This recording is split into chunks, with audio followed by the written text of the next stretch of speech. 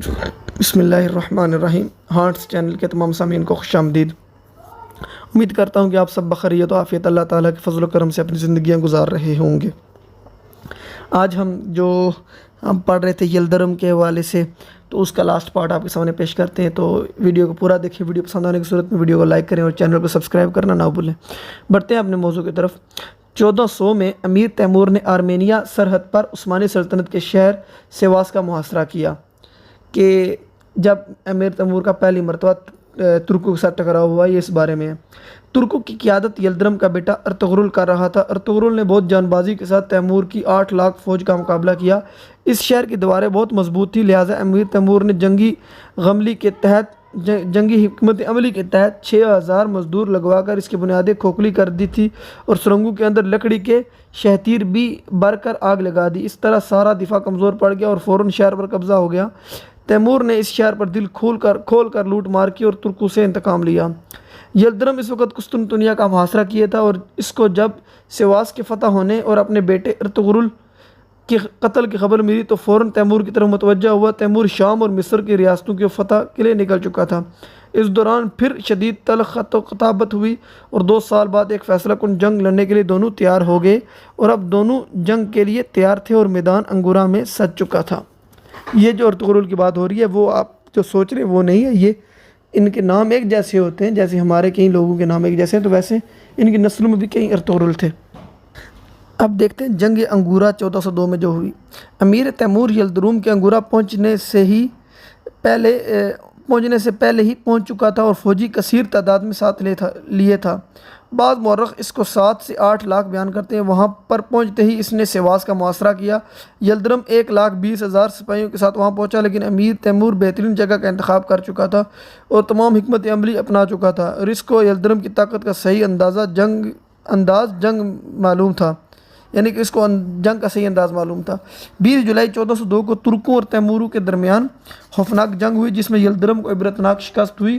امیر Timur نے Anatolia کی اینٹ سے اینٹ بجا دی، شہروں کو لوٹ مار کر کے اس کو آگ لگا دی، عثمانی تخت کو تاراج کر دیا۔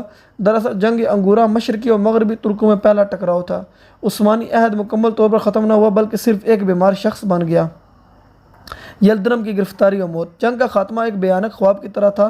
ترک کبھی یہ خیال نہ کرتے تھے کہ ایسا بھی ہو سکتا ہے۔ جنگ کے دوران بعض امراء نے یلدرم کو جنگ سے بھاگ کر جانے کا مشورہ دیا، جو اس نے رد کر دیا۔ جنگ کے بعد جب یلدرم کو تیمور کے سامنے پیش کیا گیا تو اس نے نہایت عزت و احترام کے ساتھ برتاؤ کیا۔ تیمور نے یلدرم کو ایک شاہی خیمے میں قید کر رکھا تھا، لیکن یلدرم اندر ہی اندر سے بہت مایوس تھا۔ ایک دفعہ اس نے فرار کی کوشش کی تھی، لیکن کامیاب نہ ہوا، اور اس کے بعد اس کی نگرانی سخت کر دی گئی۔ تیمور جہاں جاتا یلدرم کو ساتھ لے جاتا، لہٰذا پالکی میں سفر کیا جاتا، اور اس میں لوہے کی سلاخیں تھیں، جس کی وجہ سے مشہور ہو گیا کہ عثمانی سلطنت سلطان کو پنجرے میں بند کر رکھا ہے، حالانکہ ایسا بالکل نہیں تھا۔ اس رسوائی اور سلوک کو برداشت نہ کر سکا اور اس قید کی حالت میں وفات پا گیا۔ 1403 میں تیمور نے بڑی عزت و احترام کے ساتھ اس کی لاش کو بروسا روانہ کیا، جہاں دیگر عثمانی شہنشاہوں کے ساتھ دفن کر دیا گیا۔ اب جو شکست کی وجوہات ہے، کیوں اس نے شکست کھائی یلدرم نے، تو پہلی وجہ تھی عددی، یعنی کہ اس کی تعداد ہی بیچارے کی کم تھی۔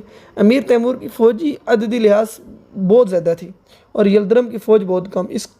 اس طرح کم و پیش 1/7 کا مقابلہ تھا، یعنی ایک طرف 7 لاکھ اور ایک طرف 1 لاکھ بندے تھے، جو کہ شروع ہی سے ایک طرفہ لگتا تھا۔ اس کے علاوہ تیموری قوم سخت موسم کو برداشت کرنے کی اہلیت رکھتے تھے، مگر عثمانی فوج میں اس خوبی کی کمی تھی، لہٰذا اس جنگ میں ایک وجہ یہ بھی تھی۔ دوسری، امراء کی جنگ۔ یلدرم کے ہاتھوں شکست خوردہ کستمونی صادر خان ایدین کے حاکموں نے تیمور کے پاس پناہ لی ہوئی تھی، اور تیمور کے باغی امراء یلدرم کے پاس پناہ لیتے تھے۔ اس طرح دونوں کے درمیان ایک سخت فضا پہلے سے ہی قائم ہو چکی تھی۔ امیر تیمور کا جاسوسی نظام۔ امیر تیمور کے نظام جاسوسی نے عثمانیوں کی مکمل نقل و حرکت اور ہر قسم کی ان کی نقل و حرکت پر گہری نظر رکھی ہوئی تھی، اور انگورا کے قیام پر پہلے ہی سے صحیح جگہ کا انتخاب کر کے جنگ اپنے نام کر لی۔ اس کے علاوہ امیر تیمور نے یلدرم کی طاقت کا صحیح اندازہ لگایا۔ اب حد درجہ اعتماد۔ یلدرم کو اپنے اوپر حد درجہ کا اعتماد تھا، وہ جنگ جیت لے گا، کیونکہ زندگی میں اس نے کبھی کوئی جنگ نہ ہاری تھی، بلکہ ہمیشہ فتح یاب رہا، لہٰذا اب مقدر کسی اور کے ساتھ تھا، اور ضرورت سے زیادہ اعتماد نے اس کو ڈبو دیا۔ عثمانی عہد پر اس کے اثرات کیا ہوئے، تو اس کے مطابق اسٹینلے پول کے مطابق ایک آخری فقرہ اور پھر ویڈیو کا اینڈ کرتے ہیں۔ انقرہ کے اس میدان جنگ میں جہاں انہوں نے 150 سال قبل سلجوقی ترکوں سے لڑتے ہوئے اپنے عروج کے مراحل طے کیے، آج اس میدان میں ان کی حکومت بام میں دور منہدم ہو کر فرش خاک بن چکے تھے۔ گو عثمانی سلطنت ختم نہ ہوئی تھی بلکہ اناطولیہ میں مفلوج ہو گئی تھی، جبکہ یورپ میں بھی ابھی ترکوں کا راج تھا۔ تیمور کا مقصد اس سلطنت کو ختم کرنا نہ تھا بلکہ اپنی قیادت تسلیم کروانا تھا۔ تیمور کے اس حملے سے یورپ و قسطنطنیہ مزید 50 سال کے لیے محفوظ ہو گیا۔ اسی کے ساتھ ویڈیو کا اختتام کرتے ہیں، اور اس کے بعد انشاءاللہ جو ہماری ویڈیو ہے تو وہ عثمانیہ سلطنت کے سب سے کامیاب ترین سلطان محمد اول، جنہوں نے آپ صلی اللہ علیہ وسلم کی خوشخبری کو بھی اپنے اوپر پورا کیا تھا، تو اس کی طرف انشاءاللہ نیکسٹ ویڈیو میں ان کے بارے میں بات کی جائے گی۔ اسی کے ساتھ اجازت چاہتا ہوں، اجازت دیجیے، اللہ حافظ۔